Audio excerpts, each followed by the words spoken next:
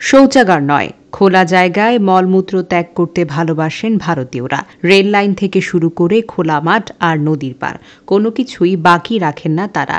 বিশাল জনগোষ্ঠীর দেশ ভারতে 1/3 জন্মের পর থেকে টয়লেট ব্যবহার করে না। এমনকি শৌচাগার থাকার পরেও তারা বেছে নেয় ধান ক্ষেত, পাট ক্ষেত, রেল লাইনের মতো জায়গা। ভারত জ্ঞান বিজ্ঞানে এগিয়ে গেলেও আলোর অপর পাশে রয়েছে ঘুটঘুটে অন্ধকার। মাঠে ঘাটে বনে বাদারে মলত্যাগের অভ্যাস তাদের এক প্রজন্ম থেকে অন্য প্রজন্ম পর্যন্ত চলে আসছে। শুধু পুরুষ তো আর নয়, শিশুরাও বটে।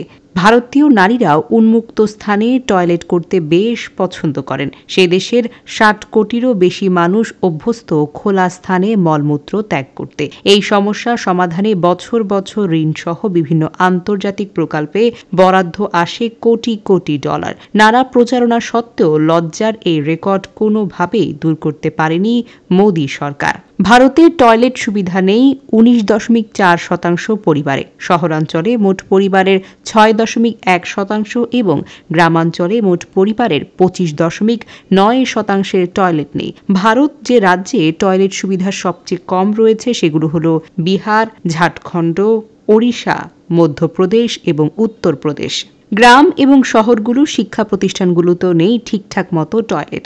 দেশটির 22% স্কুলে পর্যাপ্ত টয়লেট নেই। এমনকি 58% প্রি প্রাইমারি স্কুলে কোনো ধরনের টয়লেটের ব্যবস্থা নেই। মোদী সরকারের আমলে এবছর ভারত শুরু করেছে আমাদের শৌচালয় আমাদের সম্মান নামের একটি প্রকল্প। দেশবাসীকে খোলা জায়গার পরিবর্তে টয়লেট ব্যবহারে উৎসাহী করতে পঞ্চায়েতের মাধ্যমে প্রতিটি গ্রামে চলছে সচেতনতা বাড়ানোর উদ্যোগ। প্রধানমন্ত্রী নরেন্দ্র মোদী 2019 সালে মহাত্মা গান্ধীর 150তম জন্মবার্ষিকীতে গ্রামীণ ভারতকে উন্মুক্ত মলত্যাগমুক্ত ঘোষণা করেছেন।